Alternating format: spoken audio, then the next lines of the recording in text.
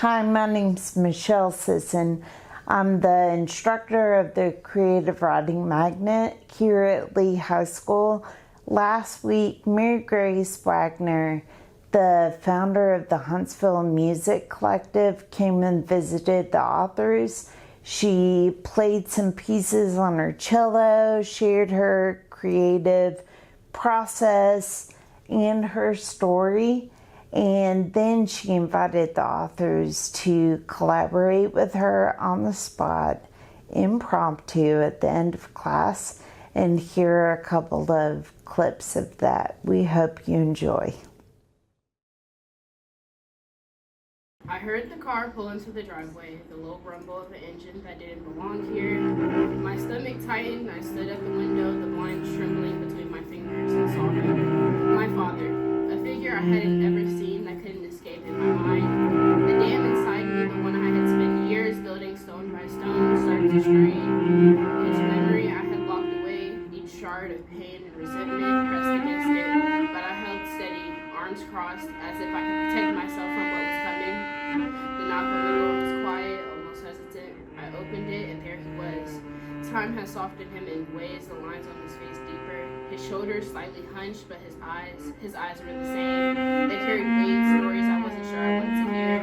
He said my name, just that, and everything in me cracked. At first it was a trickle, my voice was calm, too calm, as I asked him why he was here.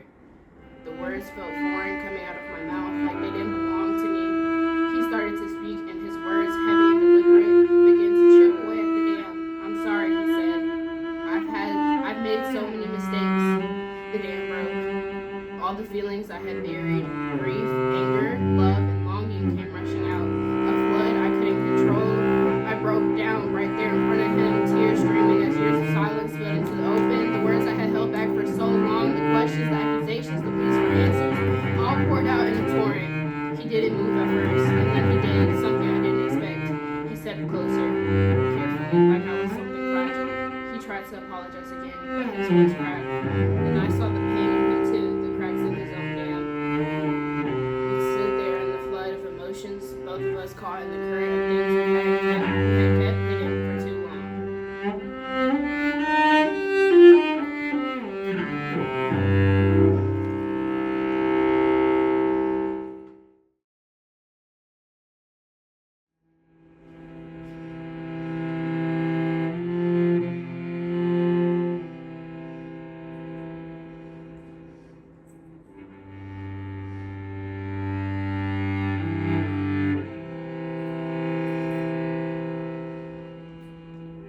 There is a deepening hole in my heart, one that cannot be filled because it is choked by the poison you poured into me. The times you left me for dead, the moments you woke me for your pleasure, only broke me in the end. I am a witness of your evil ways, and the only thing you surrounded me with was your disgrace and enemies. Oh, how your cruelness immersed in my face, I couldn't bear to watch you pray, for you showed no signs of love. You missed the one gift that could save us, and barely even that I could trust, for your love would disperse into dust. But who is there to blame for the absence your love became, when your face sits symmetrical in the frame that hangs above my hall of fame? You were my guilty pleasure, and not in the way I thank God for, in the way that the devil would be pleased, because I let you toy and tease with my morals and beliefs. You shattered my heart in pieces, but it wasn't my mess to clean, though I still got down on my knees after you left our crime scene. Blood and sweat dripped, but it wasn't your DNA you shed, it was mine after you shot me in the head. And once again, it was no surprise you left me for dead. You couldn't bear my death, so you left me on red instead, and delivered me to the Lord's eternal bed. And oh, how I wish God never created our movie, because from beginning to end, you held the knife on the left, because my father told you it's what's best.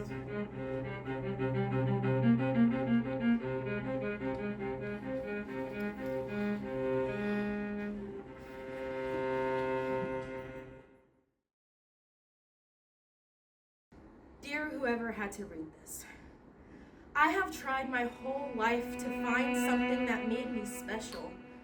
I feel like nothing I do anymore works, though. I guess I am reaching out in hopes to find answers. Maybe I am just trying to tell myself this, and hopefully soon I can find my way out of whatever hole I have trapped myself in. I miss who I used to be, though the old me would hate the new me. Old me hated anything new. I want to figure out how to shake the feeling of forgetting things when I don't want to remember them. Memories that are needed, but I shunned them away. I think I've always been like this in a way. I have always hated the way my brain just erases the very idea of a thought, if it even tries to exist. I feel like I am just rambling at this point. Like nothing I ever say will ever be good enough, but shouldn't I at least try? Even if it's just for a little bit, even if I'm just faking it.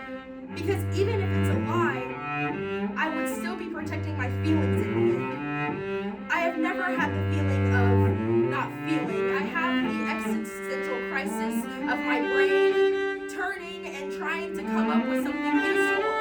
Am I making any sense right now? I write to you because I need to find myself. I have never truly found her, and I am afraid I never will.